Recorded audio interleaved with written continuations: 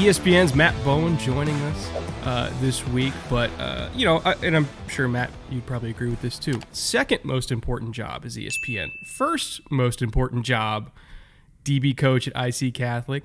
Came off a state title in 2022. How was your 2023 season? Are the kids doing good? Yeah, we did. We went to the state quarterfinals this year. We moved up, so we went to the Chicago Catholic League, which in Illinois is like the SEC. Chicago, Mount Carmel, Loyola Academy. You play big-time opponents, big-time environments every week, and what we learned real quickly, there are no off weeks, okay, is that every week's going to be physical, every week's going to be highly schemed. You're going to see Division I athletes, you're going to see high-level football players on both sides of the ball, really at all three levels of the field and on special teams. So for us, it was an adjustment. We had a great regular season with 7-2, and went to the state quarterfinals. We're playing St. Louis out of Chicago, another Catholic League team, and game came down in the end. 5 seconds left. They ran power read and got in the end zone. That was the end of the season right there. But it was an awesome experience. It really was. We grew as a football team. We had a lot of guys that are going on now to play at the college level at all three levels. We got, a tight end going to the SEC at Texas A&M. KJ Parker, our wide receiver DB, is going to the University of Iowa. We have an outside linebacker going to Yale. A couple D2 kids, a couple kids going to NAIA. And I want to say 3 or 4 more kids going to play D3 football. So that's one of our ultimate goals. And my goal as a coach is to develop the player so when they get to their senior year, they can get recruited, get financial aid, and go play college football. So I tell the kids all the time, whether it's D3 football, whether you're playing Michigan, Ohio State, the game is still the game. Ball is ball, right? That's what we always say. Ball is ball. And if you're playing college football, you're going to have a great experience, have an opportunity to get a great education. And I think when you're playing college football, it's going to force you to be accountable, have time management skills, be professional in every single thing that you do because you are being held accountable. I think it sets you up for life. So it was a great season for us, and we'll go back at it again next year. We'll be a much younger team. And it's interesting for me. So I've been at IC for 10 years now. Wow, already. I'm going to coach my son next year. So my son, Grant, will be a freshman at IC next year. That's awesome. Be an outside linebacker, tight end. But it's been fun to coach him, too, and watch him develop. And I coached him at the younger levels. I coached also the last 3 years a team called the Elmhurst Bears. So it's a Pop Warner program in Chicagoland, Pop Warner, and they would practice after us. So I'd be on the field with the high school kids, and we started a little later, so about 4:30 to 7, and then I'd be from 7 to 9 with the younger kids. So it was a long day of coaching, but it was great to coach my son at that level, and I'm excited to get him up to the high school level and be part of our program because, as you guys know, we've talked for a couple of years now, how I would say the word is passionate I am about it, but how much it means to me and my family, and this is just another step in that. So 2028, you got another Bowen playing for the Hawkeyes. That's the plan. He's 14 right now. We'll see. That's what I was saying. 14. Let's put on some pads. Let's get in a varsity football game first. Yeah, no pressure, kid. Well, despite that extremely busy schedule, we are pleased, as you said, to have you back on, not for the first time. You've been here. You're a friend of the program. We love having you because of that insight, because of your familiarity to all levels of football, from Pop Warner all the way up to the NFL. And that gives you what we think is a unique perspective, and we're extremely pleased to have it on the show. One of the coolest things that came out of our conversation when we had a drink at the Combine was the fact that you knew J.J. McCarthy. And you said, yeah, I know J.J. And I thought, well, sure, he's an ESPN analyst. Of course he knows J.J. He said, no, I coached against him in summer camps. And I was like, oh, you know him. And a lot of people are struggling with trying to put a bead on J.J. McCarthy in this draft. And so immediately I thought, that's what we're going to talk to Matt about. So we came up with draft enigmas, folks that are maybe not the cleanest profiles in the draft. And we let you pick 3. We each picked 1, but we're actually going to start off with JJ because obviously he's the talk of this draft. He is a player who is on the rise, according to all reports. Everything we get coming out of the team sessions is that he's done extremely well in person, on the board. So why don't you talk about JJ, some strengths, some areas he might improve, and then we'll go into all those things off the field. Okay, sure. I think the first thing you notice with J.J. McCarthy is, one, is poise and composure. Okay, we don't talk about that enough. I remember when I was doing the NFL matchup show with Greg Cosell and Sal Palantonio. And look, I respect Greg maybe more than anyone in this business, of how long he's been doing this and how detailed he is in studying tape, taking notes, and what he looks for at the quarterback position, especially. And that's one of the things we put together. We put together this list for one of our draft shows of the key traits you have to have, right? First thing I always talk about, right, guys, arm talent, the physical tools, and those are key parts of the position. I'm not disqualifying those at all, but the ability to play with poise and composure is a great one. Is a great one to have. And I think you see that consistently with JJ's tape. When you see it the most, in big game moments, right? Third downs, inside the low red zone, on the stage against Ohio State, the stage against Alabama, the stage against Washington. The Alabama game really sticks out to me because I don't think JJ made a lot of high-level throws in that game where you would look at that throw and say, well, man, I got to put this on a show, right? Or I'm going to post this on Twitter. But he made the throws, took the throws that were available, I think is the best way to say it. And in critical moments, he put the ball where it's supposed to be. I think he's an underrated athlete in terms of in a pro system now, right? The ability to attack the edges on boot, to play outside of structure. He's very good outside of structure, very good throwing on the move, smart with the ball, very smart decision maker, right? Again, another trait we don't talk about enough. That's a key one for Jaden Daniels as well. When I watched tape on Jaden Daniels at LSU, the ability to make smart decisions with the ball, keep your offense out of trouble, keep drives moving down the field. I think he's got good pocket mobility. When I look at pocket mobility, to me, that's the ability to step up, to slide. I use the term to reset your throwing window, right? When things get muddy inside that pocket, to move, to find space, keep the eye level up, and deliver the football. I think that's another strength for him. The arm talent, guys, he doesn't have Caleb Williams' arm. We know that. He doesn't have Joe Milton's arm. No one has Joe Milton's arm, but you know what I mean in terms of upper-level arm talent. But again, if you can throw on time, play with rhythm in a pro offense, you can be successful. And those are the things you start to look at JJ and you say, okay, he doesn't have out of this world traits, right? But again, playing that quarterback position isn't always about those key traits. And those are the things I really look at him in terms of being able to process well. And there's things he has to get better at.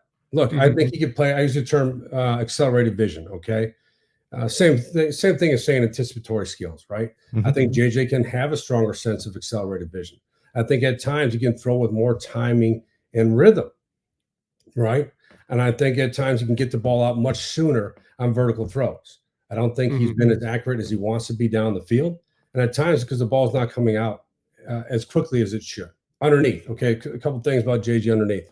And I know his quarterback coach very well, Greg Holcomb, works here in Chicago, Next Level Athletics. I have a great relationship with him. He works with our kids at IC Catholic. I think he's one of the best. And he's done a great job with JJ of teaching him how to escape, how to extend, how to play outside of structure, but also inside the pocket. But I think there's one thing JJ can improve on.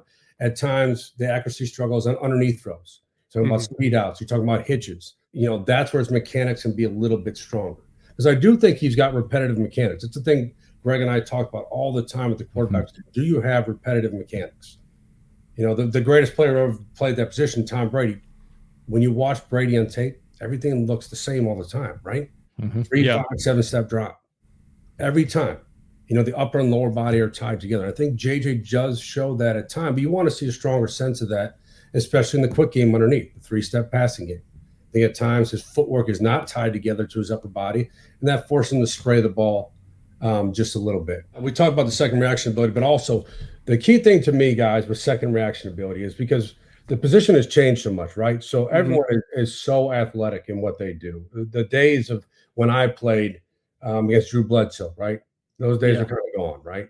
Yeah. And look, Bledsoe had his own traits that threatened defenses because he could throw the ball 80 yards down the field. You get a gun, yeah. You're playing cover 2, you're not at 15, you're lining at 18 just to give yourself a chance, right? Yeah. The days of just a drop back thrower. It's so hard to win just as a drop back passer now. It's so hard because you have to win pre-snap, right?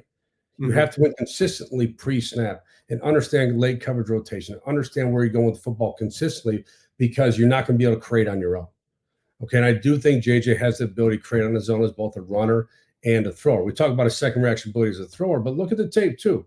You watch him, he can get outside of trouble. And I do think he does a very good job of keeping his eyes down the field when he does escape, because that's a tendency too with younger quarterbacks for that eye level to really drop. And again, that's when things go south and you leave plays in the field. Look, I'll be honest. I think he's a very interesting study because he doesn't have games where he's throwing 45 passes. You got to remember this with JJ. He played 2 games without, or multiple games without his head coach, right? Mm-hmm. So that's a big thing. And everyone always goes back to that Penn State game, right? When they ran the ball every play of the second half. That was an interim head coach trying to win the football game. And that's what he felt best to win the football. That's his job. If as a player, I'm not going to question that. That's my head coach. But that's what he felt in that moment to win the football game. I think if Harbaugh's there, it's a much different game plan in the second half, right? Much different game plan of what they're trying to do, what he's trying to get out of the quarterback position. So it's such a unique study because he doesn't throw with a ton of volume. It's a very run-heavy offense. But on the flip side, the offense does translate very well. Okay, we're not talking about a young thrower that's coming from a spread offense that is 70% RPOs, right? This is a quarterback that played in terms of pro-style fundamentals, in terms of a 3 and 5 and 7-step drop under center, in terms of running bootleg with his back turned to the defense, which again you don't see from the spread teams ever. Yeah, it's shotgun 95% of the time. Every fake is I'm still facing the defense. I don't get to see where it's different. Did he do that in high school against you guys? Was he a guy who turned his back to the defense in high school, or did he have to learn that? He played at Nazareth Academy before he went to IMG his senior year because we didn't have football that year. And that was COVID year. So we had a spring season. That wasn't a real season, in the spring. So he went to IMG. But when he played at Nazareth, he did a bunch of everything. Yeah. Tim Rackey's the head coach at Nazareth. My mom taught with Tim Rackey back at Driscoll Catholic for a long time. I've known Coach Rackey for a long time. Outstanding football coach. And he had JJ set up to do everything. JJ attacked all 3 levels as a high school thrower. He uses mobility quite a bit. And like we were saying pre-show, if you're being talked about as potential top 10 pick, well, imagine what you were in high school. Okay, imagine you were really good. Okay, let's just put it that way. You were different than everyone else in terms of what you can do at the position. That's how it was in high school. But again, it's just such an interesting study because the not that the tape is limited, is the volume is limited, right? Mm-hmm. The number of reps you can watch are limited in terms of what he does as a thrower. It doesn't mean it's a negative on him. That's just the situation he came from. And ultimately, what my answer to that is, he just won a national championship, right? That's my ultimate answer. This guy just won a national championship that went through Ohio State, Alabama, and Washington in the final 3 games of his college career and played really good football. And so I think that's one of the reasons you're starting to see him rise is because of what he can do in those stages and also what you get with him off the field. Incredible football character, high football intelligence, leadership traits that, again, you can't see in the tape. You got to be in the building with him. You got to be his coach. You got to talk to his coach about that. But that's, to me, the intangibles of the position are so critical when you're talking about quarterbacks. Much different than talking about a safety, much different than talking about a wide receiver. You have to be a manager of people. And in the NFL, you got to be a manager of grown men. So it is a big jump. And obviously teams in the NFL are seeing that JJ will be in a position to handle that aspect of the game. He's probably going to go in the top 5 because everybody is going to be either trying to trade up with Arizona or the Chargers at 5 to get. If your job is on the line as a GM, do you feel comfortable taking J.J. McCarthy in the top 5? If it's the right system. Say it's the Vikings, right? Kevin O'Connell. That's the one I'm thinking about. So I got a piece coming out for ESPN, and look, we can put a lot of guys to the Vikings. You put Drake May there, incredible physical tools, right? There's a lot of guys you can put in that system. But if we're just talking about JJ and what he does, it's someone that, and I think in the National Football League, can be a very high-level ball distributor. And that's not a knock on him. A ball distributor is someone who takes the throws that are available, that plays within the system of the offense, and has enough second reaction ability to make those plays outside of structure when necessary. But in Kevin O'Connell's system, some of the very defined pass game, a lot of play action elements. I think in that type of system, he would be forced to throw with more timing and rhythm as he develops because of what the system predicates from the quarterback position. Now, obviously, we all know you can't throw play action in every down in the National Football League. You're going to have to drop back as a thrower and make those plays. But again, go back to his college tape, when did he play his best was in those key moments. But I really like him in a system like Minnesota. So if I'm the Vikings and I trade up, but I feel comfortable with JJ as my quarterback, I would. He's a fascinating guy. You talked about, how you see some of Jaden Daniels' elements there, and I think that's a fascinating correlation too because of where Jaden came from as a player and where he ended up. And I think that happened for McCarthy as well. And not to discount Arizona State for Jaden, but it was a very different experience than his LSU experience.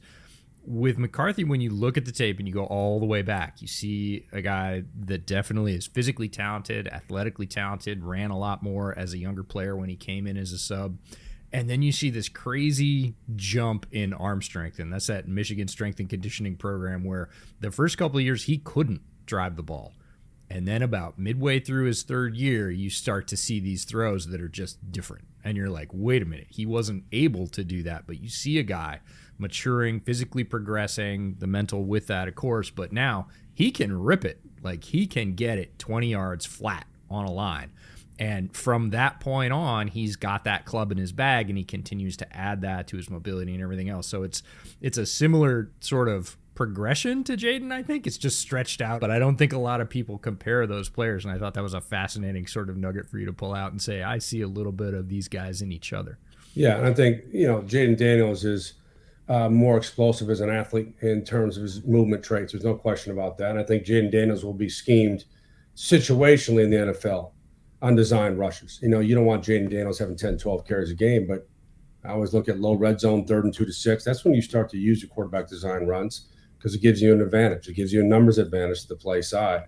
But there's no question in terms of, I do see some similarities there. I'm not saying they're the same player. There are some similarities between the two. And then you have someone like Drake May who was different because of the physical traits. Someone who's 6'4", 6'5", 230 plus pounds, has the arm talent, has a physical element to his game, has a second reaction ability. And there's areas of Drake May's game you can look at and say he's got to be more accurate in breaking throws in the middle of the field, right?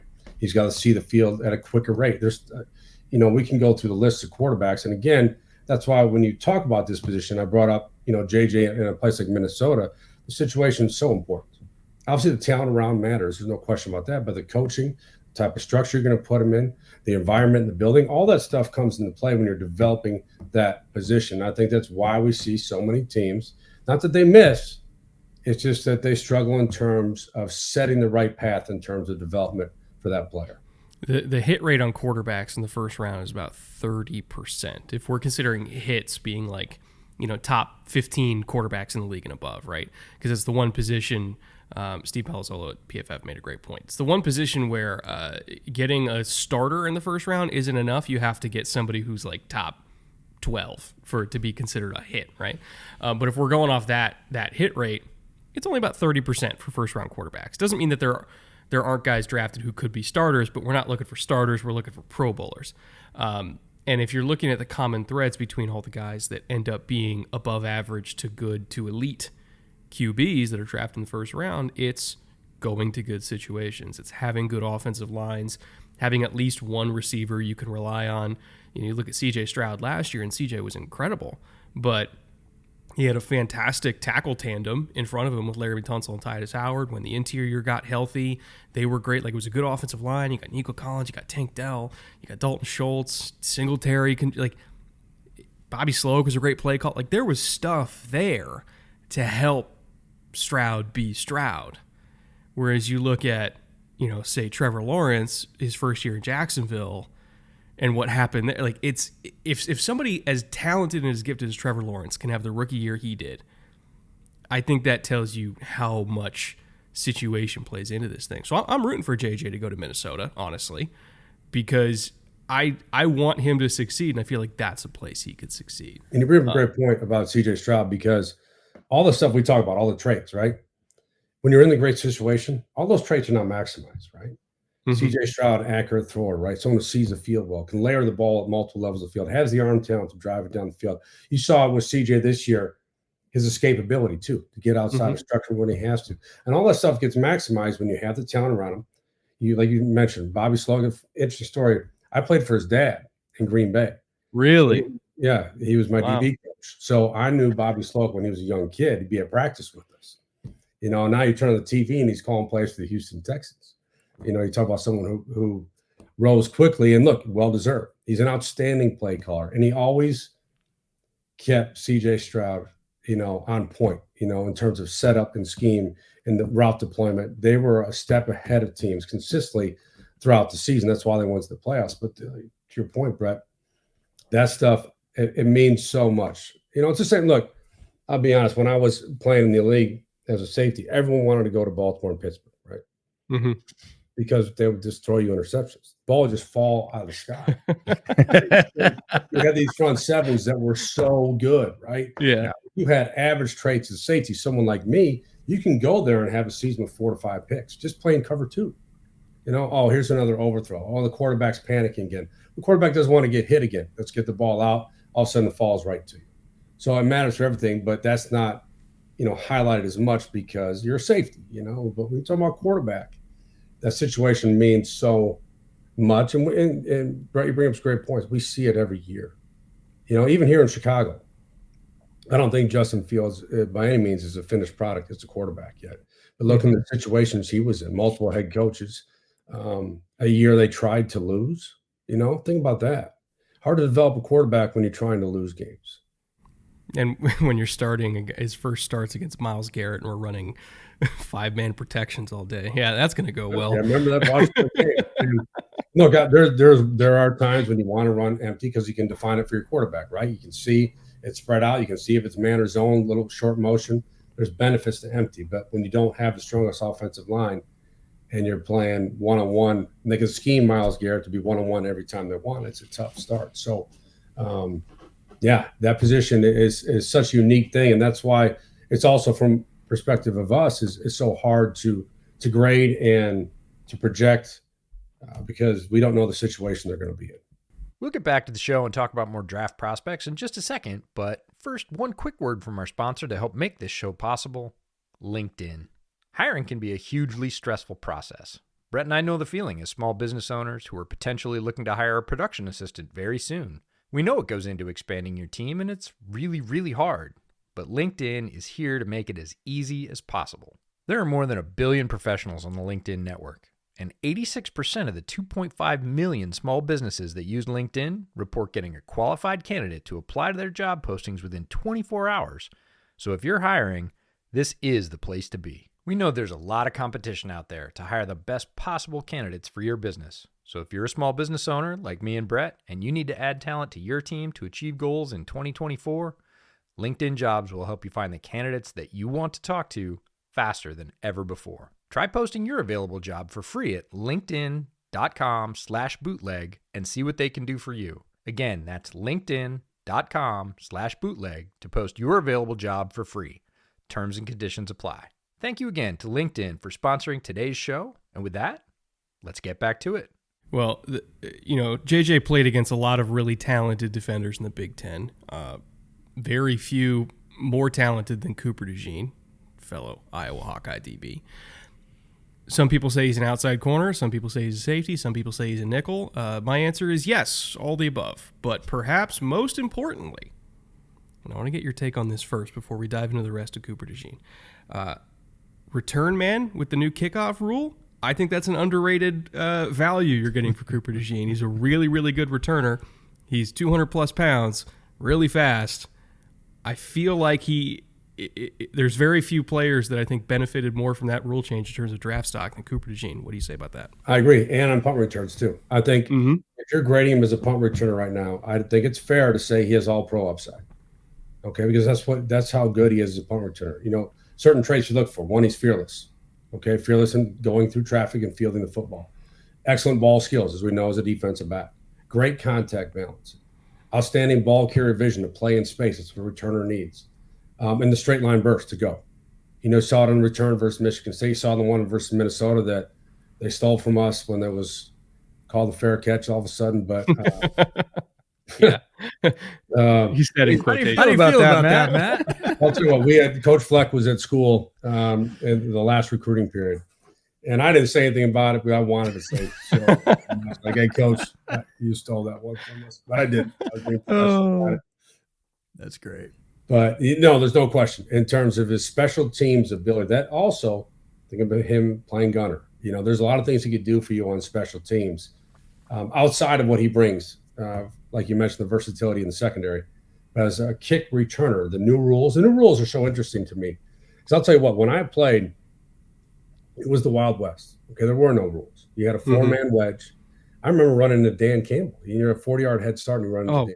That must have hurt really bad. It's horrible. I always tell people it's like, get a 40-yard head start and run into your garage door. That's kind of what it was, right?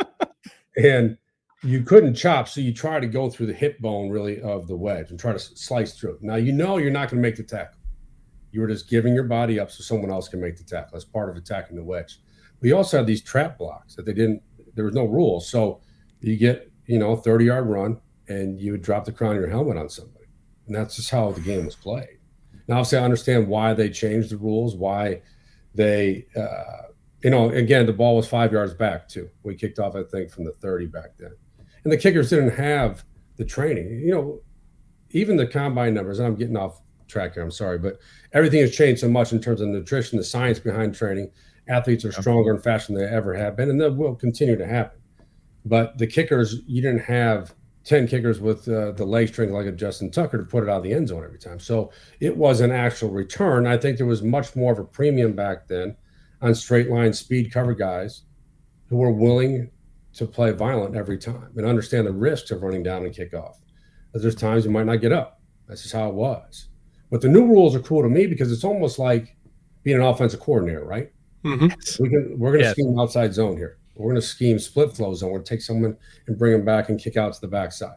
I think it's going to be so interesting. And again, what is the premium now on in terms of the coverage guys? These are now someone who are active with their hands, can stack and shed and get off of blocks immediately, can cut off and force to the ball carrier.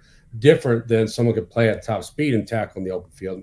It's a much different in terms of the traits you're looking for with cover guys. But I agree with Cooper. That's someone who has the vision, has the short area burst to go, and can bounce off of tacklers. So I agree. That special teams aspect is, I think, a huge part of his grade. And I think scouts will really take that into account when setting their final board is, look, we're not just getting a defensive back, we're getting someone that can change the game for us in special teams. In terms of somebody who is a DB, where's his best spot to you? That's a great question. I think that's something you're going to have to find out through minicamp. Not so much minicamp because that's kind of fake, but really in training camp and the preseason games. I think this is something I'm guilty of all the time as we talk about versatility, whether it's on the defensive front or in the secondary. And that's great to have that versatility. But day one of minicamp, you got to line him up somewhere. Okay, so he's got to be a corner. He's got to be a safety. He's got to be a star. I call it an adjuster, that slot safety inside. He's got to be one of those three spots. So I think on day one, if I'm coaching Coop, I want him outside the corner. So I want to test him. I want to compete. I want to see what he can do outside versus NFL competition. Because here's a couple things about Cooper.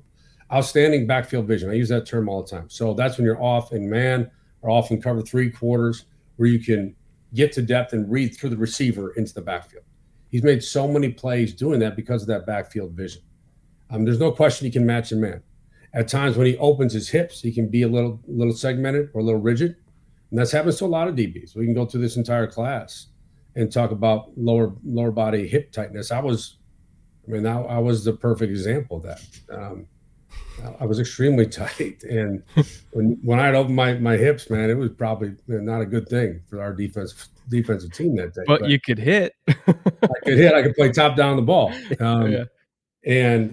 But look, I think Cooper has a physical mentality to him. I think he will set an edge and tackle for you. And a lot of defensive back coaches really stress that. Some don't. Some want someone who exclusively makes plays in the football. I understand that. Every defensive back coach is the same. But for me, from my perspective, it's one of the first things I look for. Are you a tone setter? Do you have that willingness to tackle and set an edge for our defense? Because if you can't set an edge, you can't win football games. And it always comes down to the perimeter. A lot of times when you get outside, it comes down to the perimeter.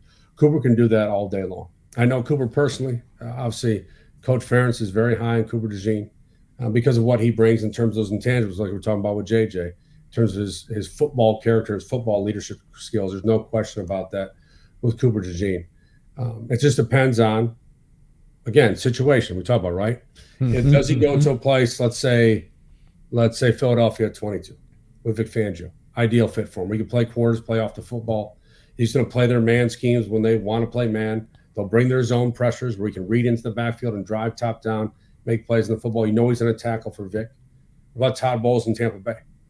I'm thinking of teams in that range, Yeah. And they have a need, too. They have a need opposite Dean right now. More cover 3 in Tampa, more cover 3 fire zone in Tampa, where he can pedal, the same things we're just talking about. But Yeah, we always have to remember that in 3rd and 2 to 6, 3rd and 7 to 10, pretty much everyone's in a challenge, right? We're going to play man coverage. We got to get off the field. And I think Cooper does have those man skills. It's just, will he consistently, when he opens his hips and transitions on the ball, can he do that consistently against Justin Jefferson, right? Because that's what you're asking, corners, right? That's what you're asking. Can anybody? No, you can't. You still got to ask if they could do it, right? Yeah. You got to ask if you could do it. I remember this. We were playing, I think we were playing the Steelers, and I was manned up in the slot versus Randall L. And I played against Antoine in college when he was quarterback. And I finally came to the sideline, and I told Coach, this is not good for us, man. We need to get out of this now. I'm going to get embarrassed. The team's going to get embarrassed, So you find that stuff out really quick, what you can and cannot do, because the competition is so great. The game is so fast. But, I have a very strong belief in what Cooper can be as a pro player. I think he is wired to be a professional athlete in terms of how he trains, how he prepares, and, again, what he brings in terms of the special teams impact. And, again, maybe he is that slot adjuster inside. Maybe he can make a home doing that. Maybe he's in a split safety coverage defense where he can play strong safety or play both sides of the field and has half field range and can play top down in the football. Because that's interesting. And I know we're not going to get into the safety position today, but it's hard to find guys at post range now, right? Mm-hmm. That's why McKinney got paid in free agency. I think that someone like Kalen Bullock's going to draft her higher than people think because he can play center field. A lot of these safety, Jaden Hicks from Washington State, look, I want him playing top down the ball all the time. I love watching him play. But what you're getting now is really just right and left safeties because we're going to play quarters. We're going to play cover two. We'll spin late. And when we spin late, we're trying to, change the picture for the quarterback. So can you just stay over the top, in the deep third? But how many true playmaking safeties are there in the deep middle of the field? They're hard to find.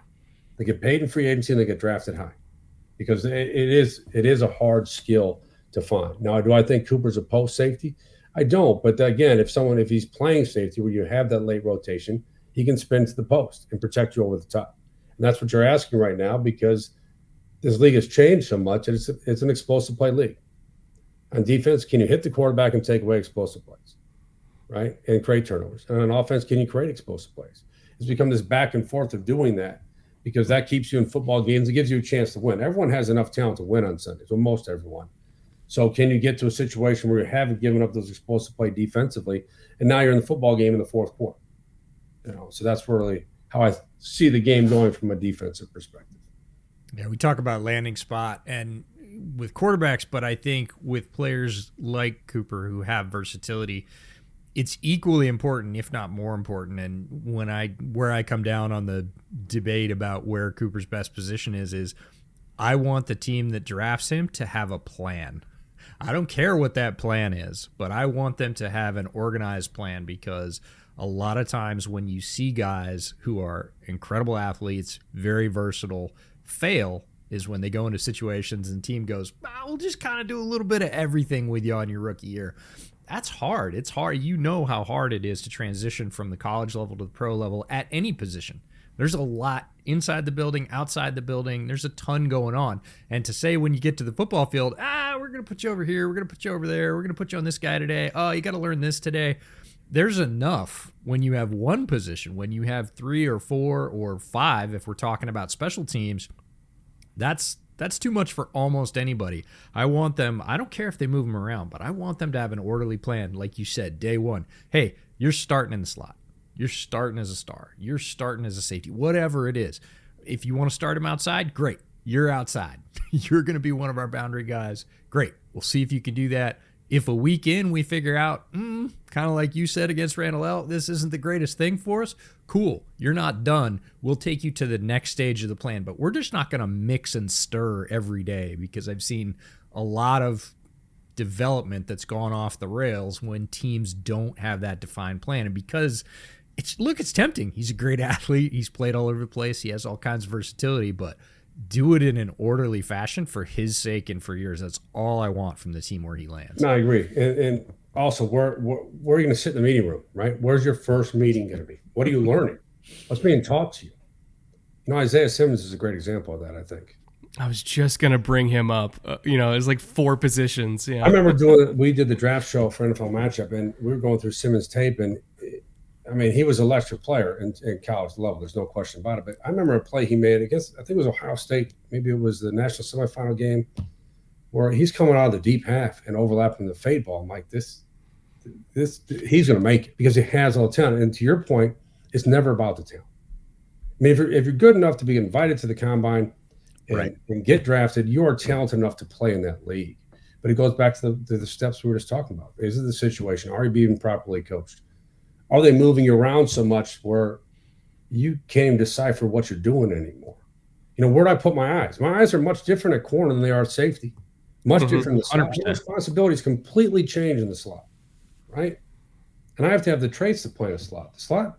Playing slot at any level is extremely challenging because there's a lot of stress put on you.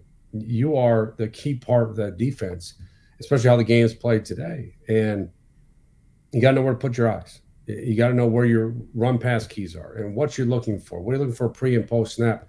All this stuff matters. So if you're not repping that, right, guys? If you're playing corner for 7-on-7, and all of a sudden team you're in the slot, well, we're not helping the kid out here. We're not coaching him. Because everyone has to coach. You still have to coach. And I think we forget about that sometimes, is because you have the best talent in the world, but you still have to coach. You still have to coach and develop. Those years, especially guys are coming in the league much younger now than when I played. 21 to 24, those developmental years are crucial to establishing a career in that league. Obviously, everyone knows you need to stay healthy, but if you're a healthy player, those years are so important. I mean, Hassan Reddick spent half of his early prime. They were trying to convert him to a linebacker, an inside linebacker. I know. So it's sometimes you go to the wrong team. Yes, that's kind of the point of the show today, right? What we're always talking about. And there's no question if you watch Simmons' college tape, you say, yeah, he's a top 10 player in terms of traits and talent, physical tools. He had everything you want, But again, mismanagement of the position, mismanagement of development, it can really slow down development, slow down careers. Last player we're going to talk about for your draft Enigmas gets out of the upper Midwest, and we're going to talk about Jared Verse from Florida State. Again, tons of talent. Everybody's talking about him, certainly in the top 15 to 20 picks for sure. First or second edge off the board is likely for him. What do you see about Jared Verse, and why is he an enigma to you? Enigma to me just because of the analysis, because it's so wide, right? Because you'll see people who have first rated right after Dallas Turner, right? Mm-hmm. Or he's a possibility for the Bears at number 9. The Bears and edge rusher is a possibility for the Bears. And then you'll see other people have him in the late 20s, right? So to me, that's a big swing. In my opinion, when you talk about top 10, those are different traits. Those are different physical tools than everyone else in the draft. That's why they're being drafted that high. I mean, Dallas Turner, let's be honest, Dallas Turner needs to develop a much deeper toolbox of pass rush moves, right? Mm-hmm. But he has the uncoachable traits. He's explosive. He runs in the 4.4s. He can match running backs in the backfield. He can do things that, from a coaching perspective, I can't teach. Mm-hmm. No one could teach that to me, right? I don't have those traits, okay? But he does. So that's my question on Verse. Do we think he has top 10, top 15 traits, or is he a back half of the first round type of player? I'll tell you what, from a coaching perspective, I always look at this, and maybe this is a negative for me, but I always look at guys I would want, if I was a coordinator, I'd want on my defense, right? That's one of the first things I look at. Do you have the play demeanor, right? Jared Verse, is relentless in my opinion, in terms of his effort level, his motor, someone that is consistently trying to pursue the football, whether he's trying to pursue the quarterback or pursue the ball carrier. That stuff jumps out to me right away. And then you look at explosive first step off the ball, can attack the edges of offensive tackles. He can rush with power. Watch the rep against Florida. Watch the rep against Louisville in the ACC championship when he's taking offensive tackles. I don't care if they're freshmen. I don't care if they played guard. I don't care about that. They're big dudes. And he takes them and he walks them back into the quarterback. Okay? That is real strength, real power. He's also what do I have him listed at here? 254 pounds. Yeah. Right? So 254, you're going to be, what position are you? A stand-up outside linebacker? I think he fits in multiple fronts. I think if someone could play in a 34, because we all know in true passing situations, it doesn't matter if you're 3-4 or 4-3, you're going to rush off the edge. And that's what you'll pay him to do. But I just really like the tape. He's highly productive in college. He played in a winning football team. There's not a lot of areas of his game where you can look at and say, well, this isn't good enough. This isn't good enough. There's always going to be details of every player that, again, and that I shouldn't use the term aren't good enough, that need to be developed. Okay, there are things that need to be developed, whether it's his leverage taking on blockers at the point of attack. There's things that Jared Verse can improve, and he will, because you have to improve in that league or you don't survive on Sundays. But in terms of what I see in the traits, I see a top 10, top 15 player that can play for a long time and be a very productive player on the edge, again, in multiple fronts, because of what he can do getting off the football and what he gives you also as a secondary rusher. What I mean by that is someone that when the quarterback steps up, he's not going to stop. Yeah. He doesn't stop. He keeps going. And again, that's not a cool trait to talk about. We don't talk about enough probably, but that effort, that relentless pursuit, and that demeanor where I'm going to play with high energy all the time, that matters to me. It's funny, when I watched him, I knew you were going to like him, because I knew that every former DB was going to like an edge like Jared Verse, because he has a power component to his game. He's extremely strong. And if there's one thing DBs love, it's powerful edge rushers, because compressed pockets make DBs money. It creates errant throws. It creates panicky throws. You talk about like going to Pittsburgh and getting 4 to 5 picks. Well, it's because they had a bunch of big dudes that would compress the pocket. And it's nice to have, really fast speed coming off the edge that can turn the corner and get the strip sacks and all that kind of stuff. But if we're looking holistically at what makes a defense go, consistently compressed pockets that just make quarterbacks nervous over the course of a game will generate more big play opportunities for a defense. So I knew you were going to like him just because I was like, oh yeah, he's the exact style that DBs love to be behind. Well, to your point, look at the defensive profile of the Chicago Bears this season. That changed once they got Montez Sweat. They started taking the ball away at a consistent rate, right? Because to your point, Brett, that's what Montez Sweat can do, as he can drive offensive tackles back into the lap of quarterbacks. And now, like you said, Brett, everything changes. Now you can't step up and throw. Now you can't reset your throwing window. Now your internal clock is increasingly sped up to the point where you're making poor decisions with the football. And that's what edge rushers can do. Is I always use the term defensive profile, because that's where it starts. That's where it starts. That's why safety can now make plays. That's why a safety can flat foot read instead of backpedaling out of there, because he knows the football has to come up. That's why I can be more aggressive. If I see an in-breaker in quarters, I'm going to get it. They're going to run a double move, maybe, but they're not going to have time, not with these guys. Yeah. I'm going to get that football. I'm going to be much more aggressive in terms of my play mentality because of what those guys can do up front. It's a big reason why, Flores runs zero all the time. He's like, either I'm dying or you are. We're going to figure this out in the next 2.5 seconds. I played for Greg Williams in Washington. We would call cover zero whenever. It was never off limits. I mean, it could ball me at the 50-yard line, and we're going to go. We're gonna either make a play here, or we're going to get beat, because when you speed up that clock of quarterbacks, things change. Things change when you get hit. That's just how football is. I always bring up, you have to hit the quarterback, not necessarily the sack totals, but when you can hit the quarterback over the course of 4 quarters, the game's going to change. It's going to change, because look, I don't want to sit back there and get hit. None of us do. Not from a guy like Jared Verse, that's for sure. And I think Verse's floor is extremely high because of all the reasons you mentioned. He plays with power. He can do the dirty work. He can set an edge. He can compress pockets. He can catch a quarterback when they step up because he has that relentless drive. My question with Verse is, where's the ceiling, right? Because if you're talking about top 10, people get real interested in ceiling. What's the max? Can he add those speed sacks around the edge to all that sort of what I will just call grunt and sweat, which is really necessary and will give you a role in the league for a long time, but it's not necessarily going to make people happy inside the top 10. He can be a top 20 player all day long with what he's got right now. Can he add to that and sort of pay off that even top 15 draft selection with those sort of high-end sack traits that people are looking for? Again, when they pick somebody up high, the requirements and the grading system, let's be honest, is different. It is. An example of a player, and I'm not saying this is a true comp, but I remember in free agency, one player I struggled grading out in free agency was Trey Hendrickson, okay, when he was coming from the Saints, okay? because Trey Hendrickson does not have elite traits as a pass rusher. I think we can all agree on that. But man, is he relentless. Man, does he make a lot of plays. Yep. And that's just, that's part of his game is getting those secondary sacks, getting hits on the quarterback. When the quarterback steps up, he never stops. So there is a place for that again, but is it worth the top 10? And I'm fascinated to see it because we've talked about I think we all are. What do the Bears do at 9 is one of I think the pivotal moments of the draft because they can go so many directions. What if Joe Alt slides? You can't pass him up, right? Not number 9, right? There's just so many things that could happen. What if Dallas Turner's there? Yeah. Or Rome Odunze, Or what if there's a trade and Malik Neighbors is there?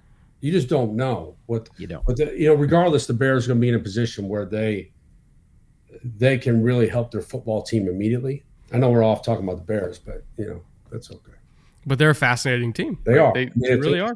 Because I think we all agree they're going to draft Caleb Williams.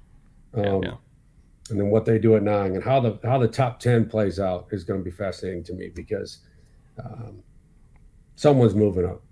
Someone's moving up to get a quarterback. And that's going to alter everything. Everything we planned, right? Everything we thought of in our minds.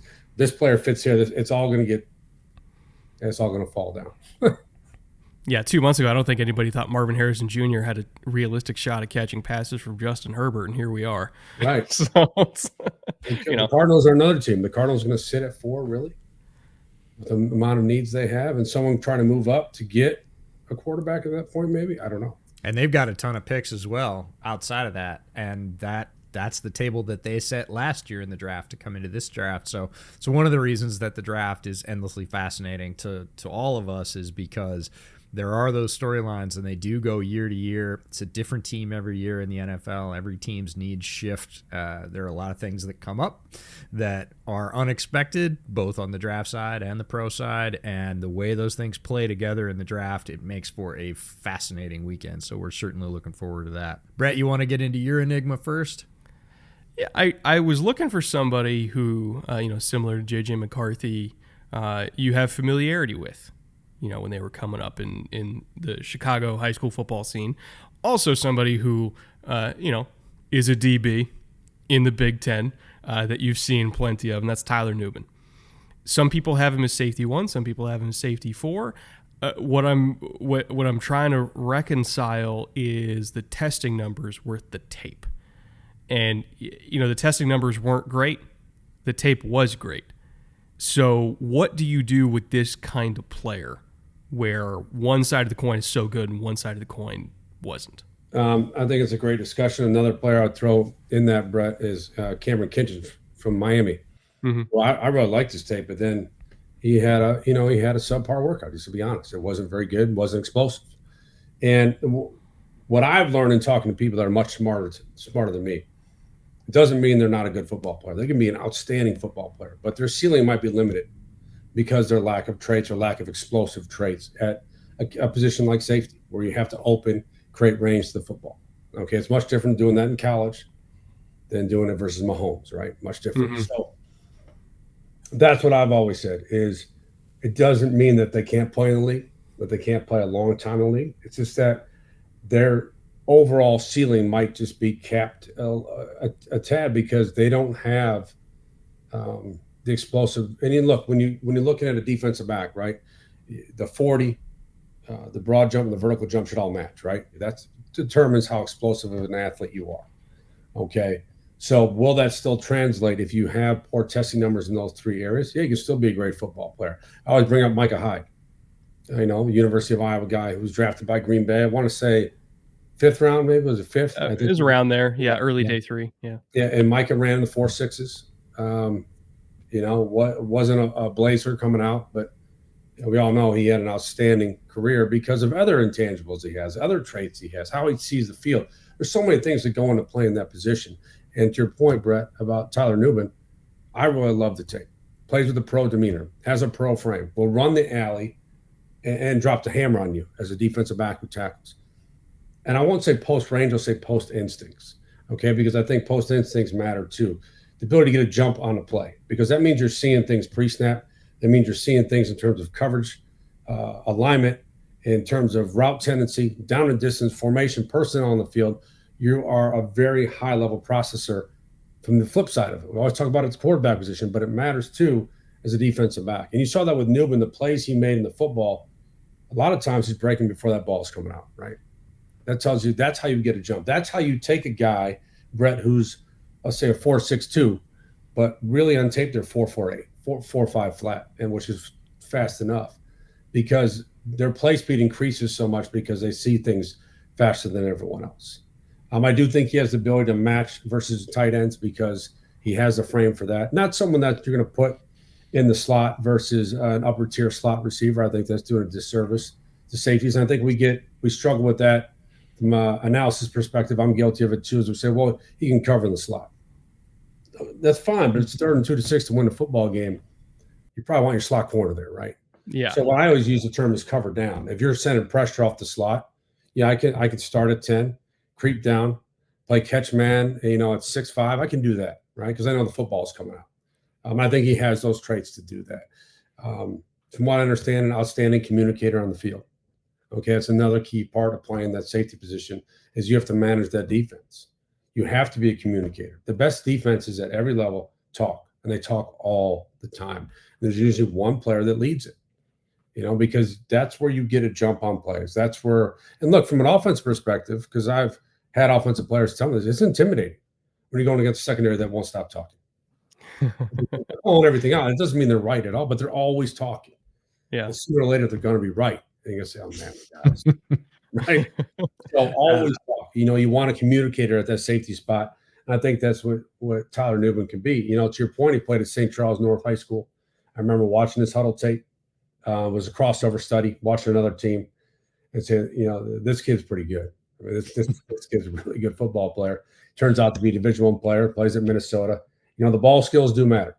All right, you want safeties that can create, I use the term on the ball production. You had 13 career picks. That's a lot. It's a lot in college, especially in the Big Ten. It's a lot for the Big Ten where you still see some teams, like if you played against the University of Iowa, you're going to get outside zone, right? So you're not getting a ton of throwing volumes compared to other conferences. So 13 career picks is a big number. I think he's a day 2 pick. I would love to see him with the Houston Texans. That's where I'd love to see him. The defense that is more defined in their coverages, right? You're going to play split safety. You're going to rotate late to cover 3. You're going to be a top-down player. That D'Amico Ryan's defense, that is really, like we were talking about before, it's kind of where the modern defense is going in the NFL. But I'd love to see him playing split safety, rotating to the post, running the alley. That, to me, would be a really good fit for him. And I think Houston has 2, correct me if I'm wrong, I think they have 2 second-round picks. So it could be in that slot, one of those 2 slots. I think they do. Yeah. Where I'd like to see him in terms of, like we've been talking about this entire show, in terms of system fit. He'd be their Talanoa Hufanga. Yeah.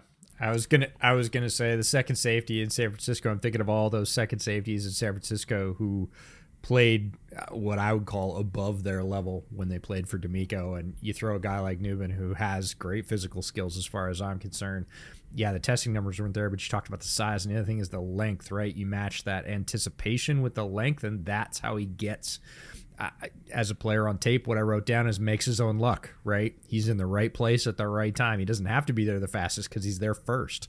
And then he's got that great physical range to, whether that's, drape an arm around a tight end and that short coverage that you were talking about, or, he might be a step behind, but stick that hand up.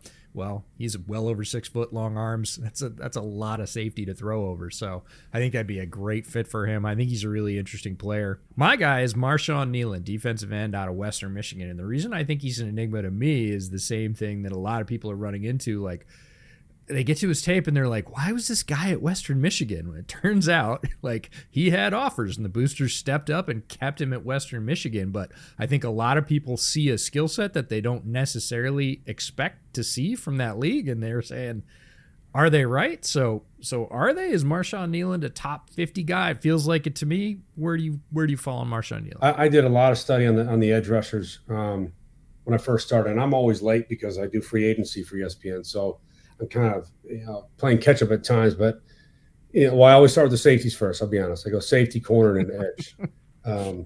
Got to keep your priorities. Yeah, I leave the offensive guys for last. But no, I really like him on tape. I think he's a physical player. I think he's got multiple counter moves. I think he He's got light feet where he can set up offensive tackles, get him back on his heels. There's times where you use an inside spin move. He's a really good football player. And I agree. This is, I think, something important is when you're getting down a non-Power 5 player, right? Okay, you still have to, again, because everyone says, well, they're not playing the SEC, not playing the Big Ten. But again, study the traits. The draft is about traits and talent. Study those and try to project those. Okay, so you'll say, well, he should be productive. He's playing the MAC conference. That's fine to say that, okay. But again, do the traits project to the National Football League? That's what this discussion is about.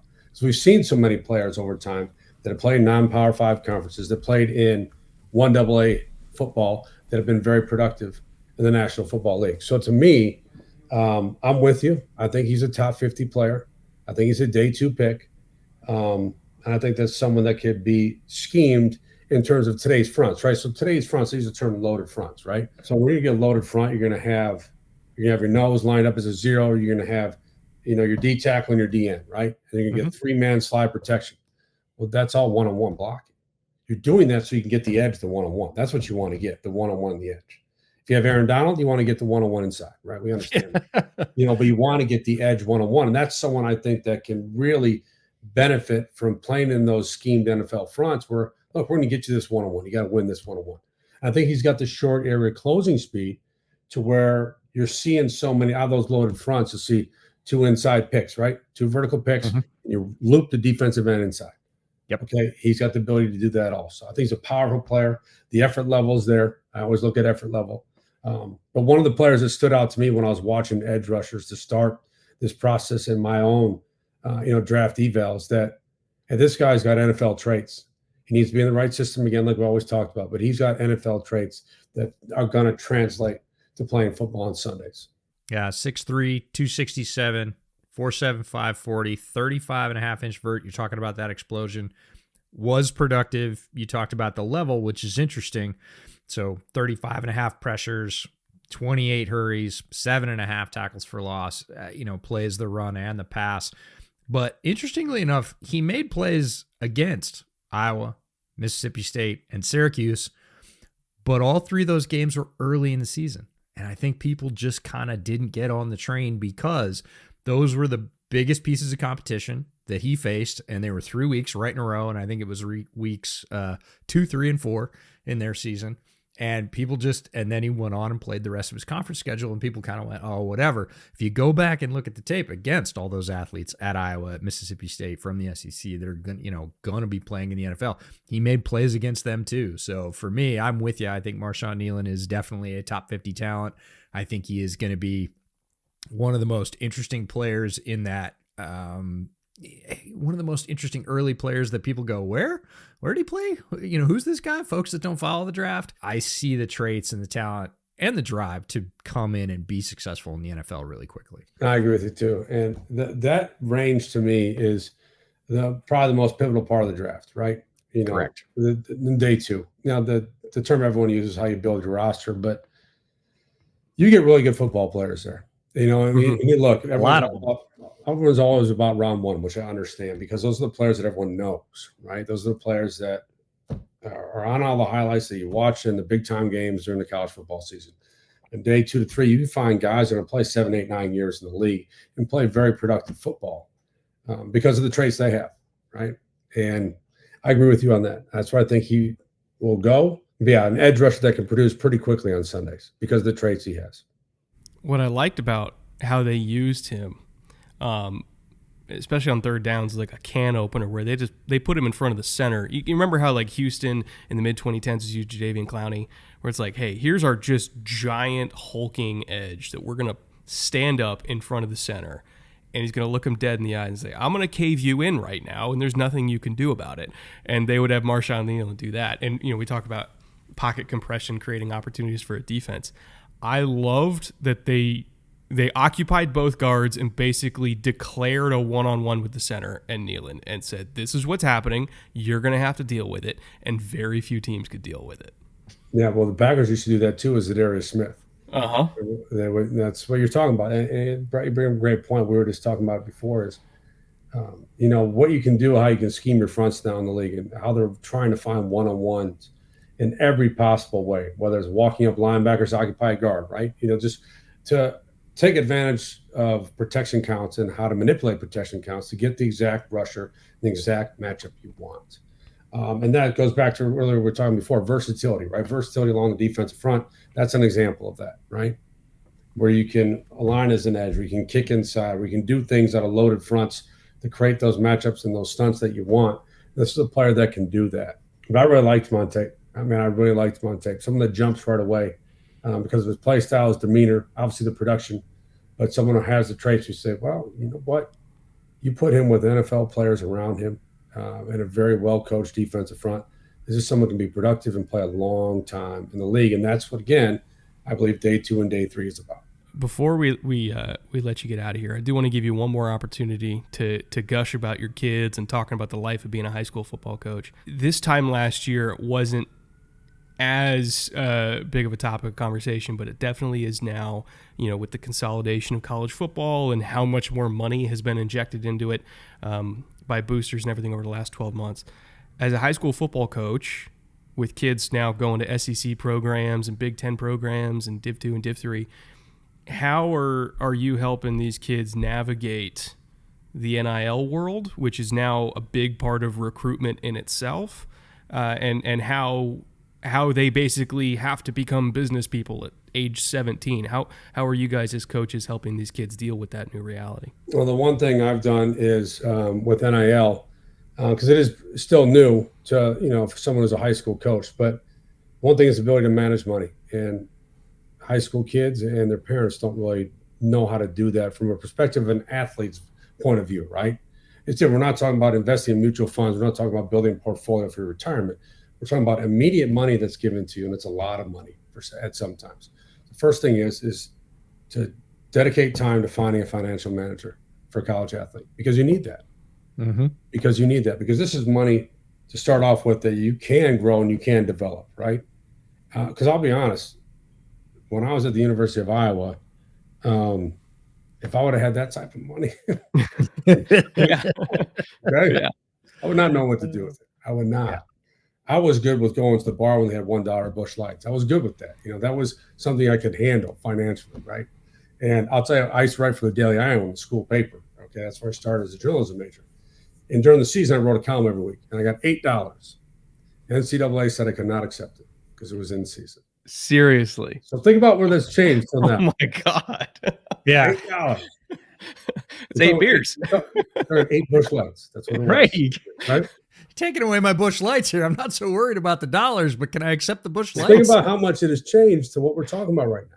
Yeah. We're talking about kids getting 6-figure deals to play college football. Right? And it is tough. The one thing I always stress to our kids is I understand the idea of wanting NIL. I want the NIL deals for the kids I coach too, because I think it's a great start in life. I think it's a great start in life, and every college kid deserves an opportunity that the guys I play with did not get. Okay? But also, finding the right NIL deal that also finds the right environment to you. Because ultimately, you got to compete. Okay? You got to compete, and you have to be comfortable to compete. You want to go to a school where you feel like it is home to you. And I always tell our kids, you will walk on one of these campuses and you say, this is it for me. That's how it was when I went to Iowa.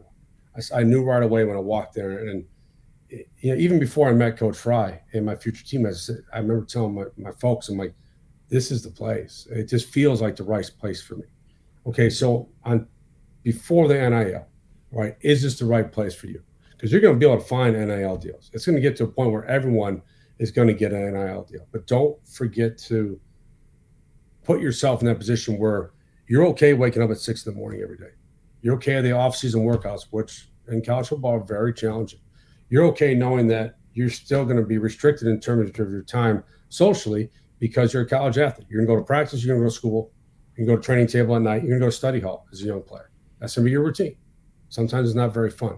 So one, do you love football? You have to love it. You have to love it to be successful at that level. And also being in a place where you're so comfortable that you know what? If there's a kid in front of me, I'm not gonna leave. I'm gonna go beat him out. Okay, this place means a lot to me. And look, we didn't have those opportunities. So when I played, if you left, you were out for a year. I had 2 pro safeties in front of me. Damian Robinson, who got drafted by the Jets, and Kerry Cooks, who got drafted by Minnesota. So I was behind 2 NFL defensive back. So I had to wait my time. You play on special teams. And also I came in as a quarterback. So I was already behind. I remember I played quarterback in the scout team as my red shirt year. Mm-hmm. And then when we went to play Washington in the Sun Bowl, I moved over to defensive back. So I hadn't backpedaled in a year.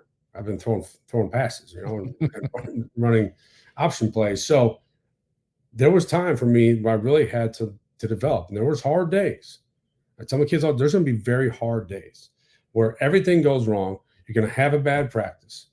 You're going to get, you're going to lose a lot of matchups to an upperclassman or a guy that's going to the league. And you're going to start to question if it's the right place for you. Everyone goes through it. There's nothing wrong with that. But just remember, if you pick the right place, you'll work through that adversity and say, this is the right place for me. I'm going back to practice tomorrow. I'm going to win those matchups. Even if I don't, I'm still going to go back to practice. I'm going to try to improve an area of my game every single day. And I tell our players all the time, the kids I coach now, this game is, to me, has always been about winning plays. That's it.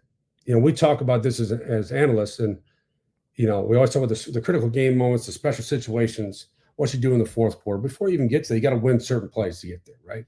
So if you're having a tough day as a player, find a way to win some more plays, because that can change the entire course of your day, the entire course of how you feel from a self-scouting perspective. And then the NIL money is just, that's the bonus right now. Because if you're in a great place and you love the place, you love to compete, you understand that you're going to have some tough days, you're going to have to go against NFL competition, and you might not get immediate success. And that's something that's kind of been lost right now is, well, I was good in high school, so when I get there, I'm going to be the best. You're not. Just something we're talking about right now with these quarterbacks going to the National Football League. You don't think they're going to have tough days? They're going to have really tough days. That's part of growing as an athlete, right? Part of growing your football character. So that's my answer in a long roundabout way. No, I loved it. I loved it. That's a great answer. I love a lot about that. There's a lot of pieces to that. And I think it speaks to the change. We talk about the change on the field. We spent a whole episode talking about, hey, it's different now. You need different skills. You need to train, adapt, and think differently to play football. And that's the on the field stuff. And this is the off the field stuff. And it's a huge part. It sets the stage for all these players, whether they're young pros or younger pros, because if you're getting paid, you're a pro. So, college players are pros now. And it is a lot that we don't talk about that has a lot to do. We talk about situation. That's your situation in college, right? That's your structure. That's your place where you're going to learn or have the ability to, and whether you stay or whether you go, it's a very different landscape. And it's so cool that you can share that from sort of both above and below. That's perspective that it's just hard to get, and we really appreciate you sharing it with us. Well, I appreciate it. Look, I'm not against transferring. I'm not saying that. I mean, sometimes there are situations where it's more beneficial for you, not just as a football player, but as a person, okay, to go to a different situation, which might make you grow more. So I'm all for that. But my point of it is this: a couple bad days doesn't mean that it's over. Right. You have to find a way to work through that, and everything we do in life, but especially athletics, is that those are the days that really make you better.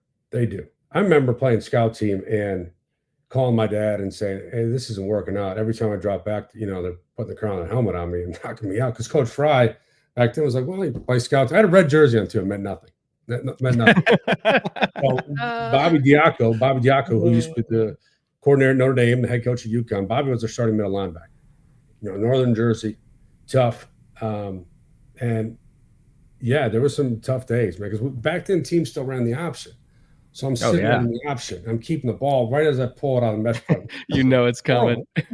You're horrible. And those are some tough days, though. And look, I never transitioned in terms to being – I thought I was going to be this all Big Ten quarterback, and like every 18-year-old does. And it didn't work, okay? So at that point, I had to reset and refocus and say, okay, this is going to be my new path. This is going to be my new path. But it's not going to be immediate success. I'm going to have to cover kicks. I'm going to have to play on punt and punt return. Do the front line of kickoff, which is the worst job in the world because it's the hardest job in the world.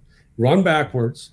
The guy that runs a 4.4 at top speed, get in front and block him in the middle of 53 yards. It's an impossible task. But those are the things that make you who you are in terms of your football character and your personal character. And that's what I stress to our kids is That's why this game is the best.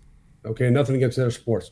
All my boys are multiple sport athletes, but this game is different in terms of what it teaches you and the lessons you get from it that really prepare you for more things outside of football.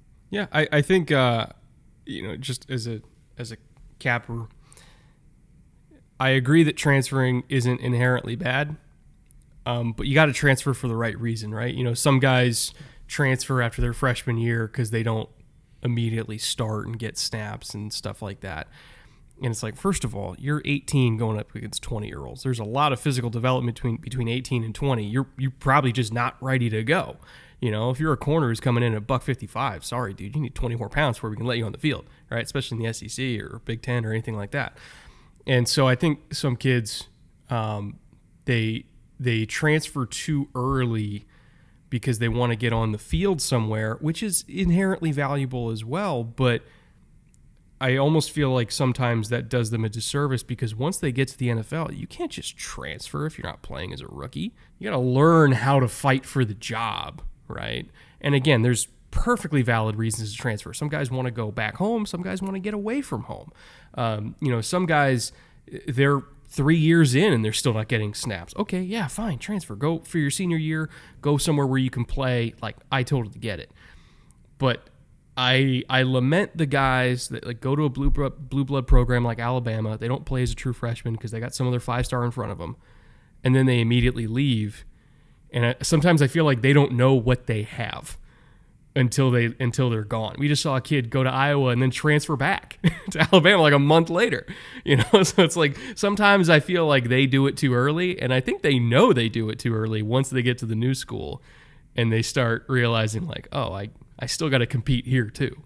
Yeah, and the ultimate thing about that is eventually you have to compete, right? You can't. Sure. You're going to have to compete. Mm-hmm. Whether you transfer once or twice, there's still going to be someone there. Okay, so you're always going to have to compete. So to my point when we started this, put yourself in a position by choosing the right program that forces you to compete, that you want to compete at. That when you put that gear on, it means something to you, and you want to go out and compete because that's always and we all know this. Once you become a starter in college, guess what they're doing? They're recruiting a replacement, right? Mm-hmm. That's how it works. So you might be a starter, but guess what? It doesn't mean you stop competing because the freshman coming in might be a 4-star safety, all right? Because that's what happens in the NFL. The minute you get drafted, and outside of a certain number of players, they're looking to replace you. So if you don't play at a level that's productive enough to produce winning football for that organization, they're going to get you out of there. All right. So it's always about competition, always about competition. Well, this was an amazing discussion. Again, we're not going to take too much of your time, but we always love having you on, talking about your kids at IC Catholic. It's a great program there. Talking about, your time in the Big Ten, your time in the NFL, everything got going on with ESPN. One of the best people in the business, and we could not possibly thank you enough for your time. Well, guys, I appreciate it. I always have fun. You guys are excellent at what you do. I've said this before. Very professional at what you do. And when you're excellent at what you do, and when you're very nice people like you guys are, that just opens up endless opportunities. I think you guys are on the right path. Love what you do. I can't thank you enough. Always great to have Matt on the show. Provides such a different perspective as a former player and as a coach. And somebody who's been around some of these guys since they were teenagers. It's great to hear from him. EJ, any parting thoughts before we get out of here? I love Bowen. He's got such a tremendous perspective, again, all the way from the Pop Warner side through high school, college, his own experience in college, the players he still knows at his alma mater in Iowa through college. Of course, he has his pro experience and then went on to be a pro broadcaster as well on ESPN, a pro analyst. So just pretty much there are very few people that have that many windows into the game and is as willing to share them as Matt is. So one of my favorite guests all the time just drops story after story that you're like, what? Wait, you did?